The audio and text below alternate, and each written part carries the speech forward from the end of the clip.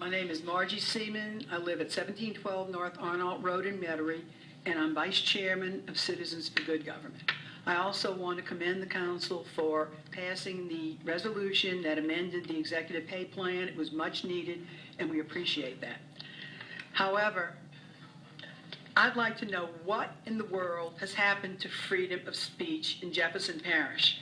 We're furious that interim parish president Steve Terrio and the parish government have filed a lawsuit to find out the identities of and to sue individuals who have written critical comments about them on 2 internet blogs.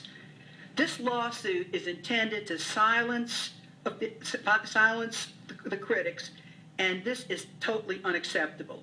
They're using our tax dollars to pay for an expensive law firm $300 an hour to sue our citizens, and we don't like it. We want this lawsuit withdrawn. The lawsuit cites defamation and embarrassment allegedly caused by posters on NOLA.com. But the Supreme Court of the United States has upheld the fact that public officials can be ridiculed in public forums and are not subject to defamation.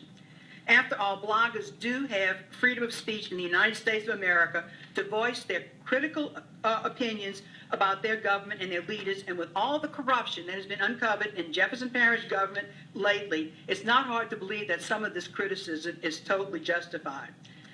Now, by the way, anybody who finds fault with some of these, some of the posts on these blogs, on NOLA.com, there's a little text that says, inappropriate comment, alert us. If you feel a comment is unfair, click on that, and you can ask the person who monitors the website to remove the offensive comments.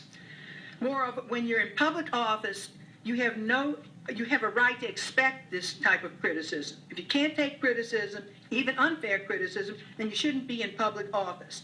I'm not even in public office, and yet bloggers have criticized me. I realize that I'm willing to accept this because of the fact that I am an officer for Citizens Against Good Government, Citizens for Good Government, rather. And not because of this, and because I speak on a lot of issues, I have been attacked, but I'm willing to accept it. And I feel like that the Jefferson Parish officials and the Jefferson Parish government should accept it always. Okay. By the way, we do not want bloggers to be silenced. They provide a wealth of information to those of us who read the comments. Sometimes they provide links to newspaper articles, TV reports, and other websites. And some bloggers who are public employees provide inside information about what's going on in the government that we would not otherwise have access to. And yes, bloggers are usually anonymous.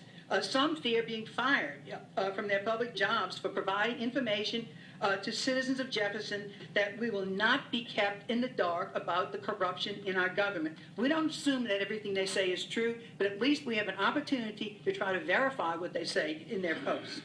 Now, the vast majority of ordinary citizens of Jefferson are totally opposed to this unconscionable, frivolous lawsuit intended to intimidate and silence bloggers critical of public officials. We don't want our taxpayer dollars wasted in this way, and we want this lawsuit withdrawn. Just when Citizens for Good Government was allowing ourselves to believe that our government in Jefferson Parish was actually making progress toward becoming more open and fairer to our citizens, this lawsuit came down and just destroyed that notion. It reminded us that the policy of the current administration in Jefferson Parish appears to be to silence critics and to prevent citizens from having access to information. After all, it was on Mr. Terrio's watch that the Jefferson Parish Public Records Department started denying the public records requests that were formally honored. And it had not been for Councilman Young and Councilman Chris Roberts, we would have been required to file a lawsuit to get the public records which we had requested. Fortunately, because of the intervention of Mr. Young and Mr. Roberts, we actually did obtain the records that we had asked for. Now, according to Councilman Roberts, President Terrio said he was going to talk to the people responsible for responding to public records requests. But we don't know if this unacceptable policy has really changed.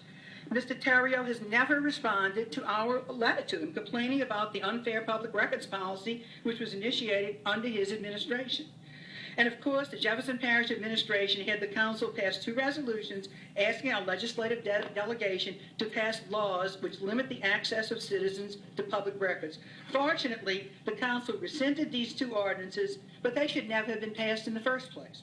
Finally, using taxpayers' money to file a lawsuit to intimidate and silence bloggers who criticize our government has totally destroyed any goodwill that was left. Ms. Seemann, your time is up. If you could try to wrap it up. Okay, I'm finishing. All right. Okay, they totally destroyed goodwill left toward our government, and the good things they've done recently. There is outrage among the citizens of Jefferson about this infringement on freedom of speech. We want this lawsuit dropped.